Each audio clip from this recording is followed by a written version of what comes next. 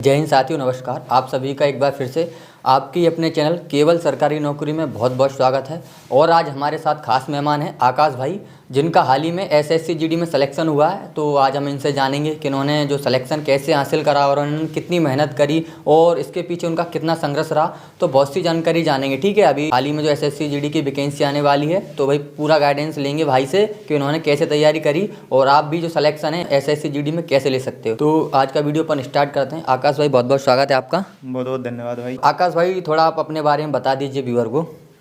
जी, मेरा नाम आकाश रोहित है। हाँ। और अभी मैंने एसएससी जीडी में बीएसएफ की पोस्ट मिली हुई है। जी जी जी। और मैं यहाँ पे खुरई का निवासी हूँ। डिस्ट्रिक्ट सागर एमपी में। भाई, अगला सवाल यही रहेगा कि आपने जो पढ़ाई कहाँ तक करी। 12th हमारी पीसीएम से थी। और फिर इसके बाद हमने प्राइवेट से बीए की थी। पॉलिटेक्निक कर रहे थे, उसकी वजह से तो बीए कर ली थी और फिर एमए की थी। अच्छा जी हाँ। इसके बाद भाई जो आपने कॉम्पिटिशन की तैयारी आपने कब से स्टार्ट करी। कंपटीशन की तैयारी जब हमारी ग्रेजुएशन हो गई उसके बाद कुछ समय अभी कोरोना का निकल गया। घर बैठे बैठे थोड़ी सी लगा कि गवर्नमेंट जॉब की तैयारी करनी चाहिए। तो अभी सीपीओ के फॉर्म डाले थे पिछले साल में, अगस्त सितंबर करीब। तो उसी टाइम पे हमने कंपटीशन की तैयारी की थी, स्पेशली एसएससी की। तैयारी करी ऑफलाइन ऑनलाइन। तैयारी तो हमने घर से ही की है, कभी कोचिंग गए नहीं। और कुछ चीज़ें रहती हैं तो उनको हमने ऑनलाइन हेल्प ली है। और जैसे मैथ्स वगैरह ऑनलाइन की है। मतलब मैथ हम कर लेते थे घर पे, लेकिन कोचिंग जो कोर्स वगैरह देख लेने से या यूट्यूब वगैरह की बहुत हेल्प रही ऑनलाइन। जैसे कि भाई बहुत से अपने इस बार जो एसएससी जीडी की जो वैकेंसी लगभग आने वाली बता रहे हैं नवंबर में, तो बहुत से भाई हैं जो पहली बार एसएससी जीडी की तैयारी कर रहे हैं। तो आपके हिसाब से मतलब उन्हें ऑनलाइन पहले ज्वाइन करना चाहिए कि ऑफलाइन। अभी अगर आपके आसपास में कोई ऑनलाइन या ऑफलाइन सोर्स हैं तो ठीक है, आप ऑफलाइन तैयारी कर सकते हैं। अगर आपका बैकग्राउंड कमज़ोर है, अगर आप मैथ्स वगैरह आपकी कुछ कमज़ोर है, तो आप कोचिंग की सहायता लें। उससे आप बहुत जल्दी ही बहुत सारी चीज़ें कवर कर पाते हैं। अगर आप बिना किसी कोचिंग के अगर एग्ज़ाम देना चाहते हैं तो वो थोड़ा सा मुश्किल हो जाता है। मतलब जैसा कि देखो भाई का कहना, अगर जैसा आपका मैथ वगैरह कमजोर है तो आपको ऑनलाइन मतलब ऑफलाइन ही जाना चाहिए। ऑफलाइन या ऑनलाइन कोई भी कर लो आप, ये अपने ऊपर डिपेंड करता है। ऑनलाइन में थोड़ी सी ये हेल्प रहती है कि आप अपने हिसाब से टाइम मैनेजमेंट कर पाते हैं। घर पे रहते हैं, टाइम ज़्यादा बच जाता है। अगर आप बाहर रहेंगे तो खाना पीना से लेके बहुत सारे काम रहते तो टाइम थोड़ा सा ज़्यादा लग जाता है। तो भाई बहुत से अपने ऐसे भाई पूछते हैं कि भाई मेरा मैथ बहुत कमजोर है, मतलब वो मैथ कैसे स्ट्रॉन्ग अपना कर सकते हैं। मैथ हम स्पेशली रिकमेंड करेंगे कि आप एसएससी के लिए राकेश यादव सर या गगन प्रताप सर या और भी कुछ टीचर हैं, तो आप उनमें से किसी की भी, सब टीचर अच्छा पढ़ाते हैं। किसी का भी एक बार कोर्स कर लें, अच्छे से नोट्स बना लें और फिर नोट्स रिवाइज करते रहें। और उसके बाद आप 1-2 बार रिवाइज करने के बाद प्रैक्टिस करें। प्रैक्टिस ही सबसे ज़्यादा इंपॉर्टेंट काम है। अच्छा। मैथ में अगर भाई जिसका मैथ कमजोर है, मतलब प्रैक्टिस तो करनी पड़ेगी। प्रैक्टिस करनी पड़ेगी। और सबसे ज़्यादा टाइम टेकिंग मैथ्स ही है। और मैथ्स के बाद अगर कोई इंपॉर्टेंट जाता है तो वो जीके को जाता है। लेकिन मैथ्स में आपको मेहनत करनी पड़ेगी, क्योंकि ये स्कोरिंग सब्जेक्ट है। आप इसमें 100 में से 100 100% ला सकते हैं। यानी जैसे भाई आपने जो अभी जीडी की तैयारी करी, तो उसमें आप मैथ्स की वैसे बेस्ट बुक बताना चाहो तो कौन सी रहेगी। जी, अभी मैथ की बेस्ट बुक वैसे अभी जो करंट में चल रही है, पिनेकल सबसे ज़्यादा सही है। आप जीडी के ले लो या आप पूरे एसएससी के जितने भी एग्जाम हैं सबके क्वेश्चन लगा लो। ज़्यादा अंतर नहीं रहता है, थोड़ा सा लेवल का अंतर रहता है, बाकी पिनेकल बेस्ट है। और भाई इसके बाद रीजनिंग में सबसे बेस्ट कौन सी रहेगी। रीजनिंग भी हम पिनेकल ही रिकमेंड करेंगे, क्योंकि रीजनिंग में भी ज़्यादा कुछ रहता नहीं है। एक बार आप देख लो, अगर कोई टॉपिक नहीं बन रहा तो उसको यूट्यूब वगैरह पे बहुत सारी वीडियो डली हैं, बहुत अच्छे टीचर। इसके अलावा जो जीके लूसेंट में इस बार जीडीज में आया कि नहीं, लूसेंट बुक से। जीके तो ऐसा है कि कुछ आता है और बहुत सारी चीज़ें हैं। अभी तो करंट अफेयर पे भी ज़्यादातर बेस हो रही हैं, तो आप करंट अफेयर पे भी ध्यान दें और स्टैटिक्स भी लूसेंट से कर लें। और जहाँ से आपको मटेरियल मिले तो जितना करते जाओ, जीके तो उतना कम है। अच्छा। इसके बाद भी बहुत से लोग पूछते हैं मॉक टेस्ट के बारे में आपकी क्या राय है। वैसे मॉक टेस्ट दीपक भाई सबसे इम्पोर्टेंट काम है। आई थिंक मॉक टेस्ट अगर आपने तैयारी करी और आप टाइम आपका नहीं आ रहा है तो सबसे इम्पोर्टेंट काम है मॉक टेस्ट लगाओ। अगर आप मॉक टेस्ट लगाओगे तो आपकी जो एग्ज़ाम में कैसे टाइम को मैनेज करना है वो आपको आ जाता है। भाई मतलब आपने इस बार जो जीडी का पेपर निकाला था, आपने मॉक टेस्ट लगभग कितने दिए होंगे वैसे। हमने चूँकि जीडी के तो नहीं लगाए थे, जीडी के कुछ मॉक टेस्ट लगाए थे और उसी टाइम पे ये सीजीएल वगैरह भी दिए थे। तो उससे हमारी प्रैक्टिस हो गई थी। मतलब पेपर सब एक से आते हैं, उसमें ज़्यादा अंतर नहीं आता है। चाहे आप सीजीएल ले लो, सीएचएसएल ले लो, कोई भी ले लो, सब एसएससी के पेपर लगभग एक सा लेवल रहता है। हाँ, तो जैसा कि आकाश भाई का कहना है, मतलब मॉक टेस्ट में तो बहुत ज़रूरी है ना, अगर नहीं तो टाइम कम पड़ जाता है। पिछली बार मैंने एनालिसिस किया था जीडी का, तो भाई टाइम कम पड़ जाएगा। मॉक टेस्ट जीडी के लिए कौन सा ऐप बेस्ट रहेगा मॉक टेस्ट के लिए? मॉक टेस्ट के लिए एसएससी के कोई भी टेस्ट हो, टेस्ट बुक लगाओ। टेक्स्ट बुक हमारे हिसाब से सबसे बढ़िया है, मतलब ज़्यादा महंगा भी नहीं है, और भी ऐप आते हैं उनसे भी आप ट्राई कर सकते हो। बाकी टेक्स्ट बुक सही है। जैसा कि आकाश भाई बहुत से लोग कहते हैं कि एग्जाम निकालने की कोई शॉर्ट ट्रिक होती है, ऐसा कुछ है क्या शॉर्ट ट्रिक निकालने की कोई? एग्जाम निकालने की शॉर्ट ट्रिक कोई नहीं है भाई, मेहनत का कोई सब्स्टिट्यूट नहीं है। मेहनत आपको करनी पड़ेगी, कोई भी एग्जाम हो। टाइम लगेगा, समय आपको पढ़ाई को देना पड़ेगा। तो आपको टेस्ट लगाओ और जितना ज़्यादा से ज़्यादा प्रैक्टिस कर सको वो करो। यही है शॉर्ट ट्रिक, और कुछ नहीं है। जैसे कि आकाश भाई अगर कोई बंदा है, अगर शुरू से स्टार्ट तैयारी कर रहा है, मतलब अगर वो चाहे तो कितने समय में अपना अच्छा बेस बना सकता है? जैसे मैथ्स के लिए आप अगर 6 महीने देते हैं तो अच्छा बेस बन जाएगा। और रीजनिंग में 2-3 महीने में रीजनिंग हो जाती है। जीके आपको करीब 6-8 महीने लग जाएंगे। और हिंदी वगैरह तो आप 2-3 महीने में निपटा लोगे। जैसा आकाश भाई अगर एसएससी जीडी में लगभग अभी 5 से 6 महीने अगर कोई बंदा आज से तैयारी स्टार्ट कर दे तो निकाल सकता है? आराम से निकाल सकता है, और अच्छे नंबर के साथ निकाल सकता है। मतलब आप अच्छी पोस्ट ले सकते हैं पहली बार में। बहुत। और इसके बाद आकाश भाई हम ये जानना चाहेंगे आपका स्ट्रॉन्ग पॉइंट और वीक पॉइंट क्या है? अब स्ट्रॉन्ग पॉइंट अब अगर अपन कहें तो हर बच्चे का स्ट्रॉन्ग पॉइंट और वीक पॉइंट ये होता है कि जिसमें आपको सब्जेक्ट अच्छा लग रहा है वो आप ज़्यादा करते हैं तो वो आपका स्ट्रॉन्ग पॉइंट बन जाता है। जो सब्जेक्ट आपको पसंद नहीं है लेकिन अगर आप उस पर मेहनत करो तो वो भी आपका स्ट्रॉन्ग पॉइंट बन जाता है। तो स्ट्रॉन्ग वीक कुछ नहीं होता है। आप वीक पर ज़्यादा मेहनत करें तो वो स्ट्रॉन्ग बन जाएगा आपका।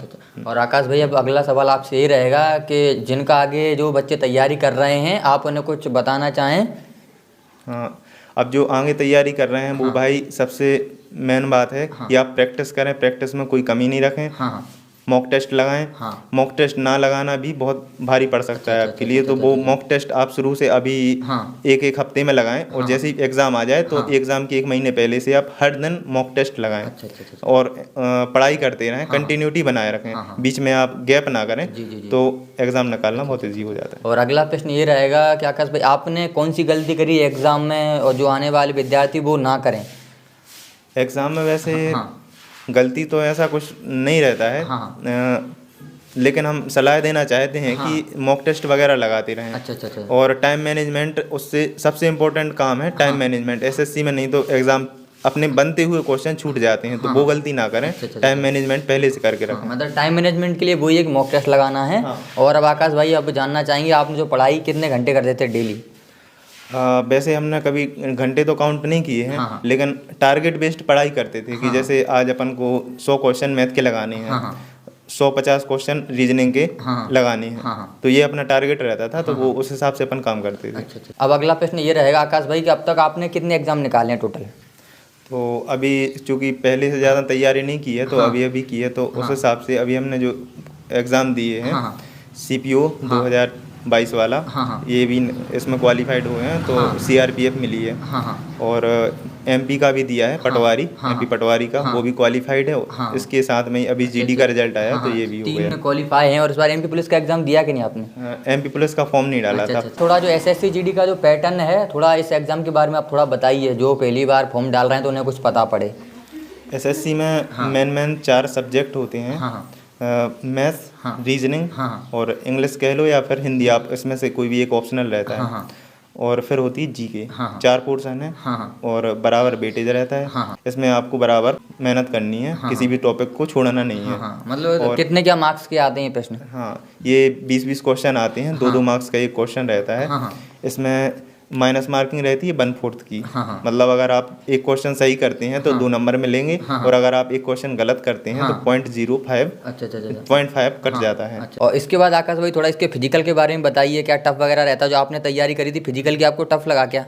नहीं, फिजिकल की तैयारी कोई भी टफ नहीं है, लेकिन वहाँ पे अपन जब जाओ तो देखते हैं कि बहुत सारे स्टूडेंट 5 किलोमीटर की रनिंग पूरी ही नहीं कर पाते हैं। मतलब वो बीच में ही एम्बुलेंस लगी रहती है, तो वो एम्बुलेंस उनको उठा के ले जाती है। तो ये कंडीशन ना बने, इसके लिए आप जैसे ही तैयारी शुरू करें तो एग्जाम के साथ साथ आप फिजिकल की तैयारी भी शुरू कर दें। मतलब अभी से आप लेके रखें। जैसे कि आकाश भाई बहुत से लोग देखें बोलते हैं जब मेरा रिजल्ट क्लियर आ जाएगा, मतलब नाम रिजल्ट में आ जाता है तभी वो दौड़ना स्टार्ट करते हैं, आप उन लोगों को क्या बताना चाहोगे?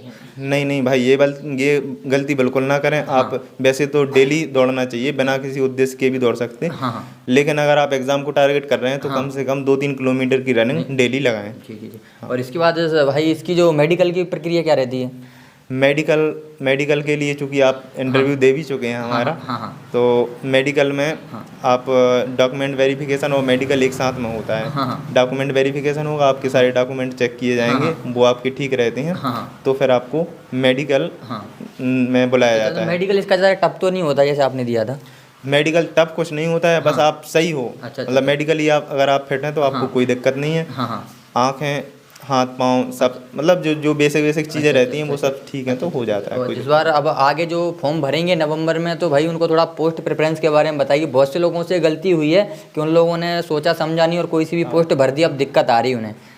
तो भाई पोस्ट प्रेफरेंस का ऐसा है कि जब आप फॉर्म भरें तो पोस्ट प्रेफरेंस को ध्यान रखें, क्योंकि दोबारा हमें ये पोस्ट प्रेफरेंस भरने का मौका नहीं मिलता है। इसमें आप सोच समझ के जो भी आपको उचित लगे, जो पोस्ट आपके हिसाब से फिट बैठती हो उसको ऊपर भरें और बाकी पोस्ट को नीचे भरें। तो आकाश भाई अगला प्रश्न ये रहेगा कि बहुत से विद्यार्थी होते हैं अगर उनका 1-2 बार पेपर देते हैं तो क्लियर नहीं होता, वो डीमोटिवेट हो जाते हैं, तो आप उन्हें कुछ बताना चाहें कि वो उस समय में मोटिवेट अपने आप को कैसे करें? भाई अगर आपने कोशिश की है और आपने पूरे मन से कोशिश की है, 100% दिया है और आप एग्ज़ाम क्वालिफाइड नहीं कर पाए हैं और इसके बाद आपको डिमोटिवेट नहीं होना चाहिए। अगले एग्ज़ाम की प्रिपरेशन करनी चाहिए, क्योंकि अब जो आप प्रिपरेशन करेंगे वो आपकी जीरो से शुरुआत नहीं होगी। आपको अपने आप को मोटिवेशन अपने आप में खुद में लाना होगा और आप तैयारी करते जाओ। बस धीरे धीरे आप रास्ता चलते जाओगे और सब आगे की चीज़ें सरल होती जाती हैं। तो बिल्कुल जैसा आकाश भाई का कहना है, भाई अगर आप 1-2 बार पेपर दे रहे हैं क्लियर नहीं हो रहा तो आपको निराश नहीं होना है। जैसा कि भाई का कहना है कि इस बार जो तैयारी आपकी शून्य से नहीं अनुभव से होगी, ठीक है? तो भाई आप निरंतर तैयारी करते रहेंगे तो आपको एक दिन सफलता जरूर मिलेगी। और जाते जाते आकाश भाई थोड़ा आप कुछ और 2-4 शब्द कहना चाहें, अभी जो जीडी की भर्ती आने वाली तो उन लोगों को आप अपना थोड़ा अनुभव शेयर करिए। तो भाई हम सभी से यही कहना चाहेंगे कि सभी लोग अभी से तैयारी करें, एग्ज़ाम या फॉर्म डालने का वेट बिल्कुल ना करें। और एग्ज़ाम में जो भी पैटर्न है, एग्ज़ाम पैटर्न देखें, उसका सिलेबस देखें, एक टॉपिक को पकड़ करके उसकी तैयारी करें, कोई भी टॉपिक छोड़े ना और कंटिन्यूटी बना के रखें। और अंत में ज्वाइनिंग डेट है वो कितनी है, थोड़ा ये भी बता दीजिए, कब बुलाया आपको ज्वाइनिंग के लिए? अभी CPO की 26 है और इसका BSF का वो तो आ गया है ज्वाइनिंग लेटर, लेकिन अभी हमने उसको देखा नहीं है। तो जैसा 25 तारीख 27 है। 27 मतलब आप CPO ज्वाइन करेंगे ना? हाँ, CPO जहाँ तक हो सकता है, अभी हमने वो भी क्लियर नहीं किया है, लेकिन जहाँ तक हो सकता है ज्वाइन। चलो ठीक है आकाश भाई, बहुत बहुत धन्यवाद जो आपने हमारे लिए इतना समय निकाला। जितने भी छात्र हैं तो भाई ने पूरी प्रोसेस बताई है कि जीडी में आपको क्या करना है, ज़्यादा भारी पेपर नहीं है, का मेन चीज़ है मॉक टेस्ट, ठीक है? तो भाई मॉक टेस्ट सभी को लगाना है, ठीक है? तो आकाश भाई आपका बहुत बहुत धन्यवाद। बहुत बहुत धन्यवाद दीपक भाई।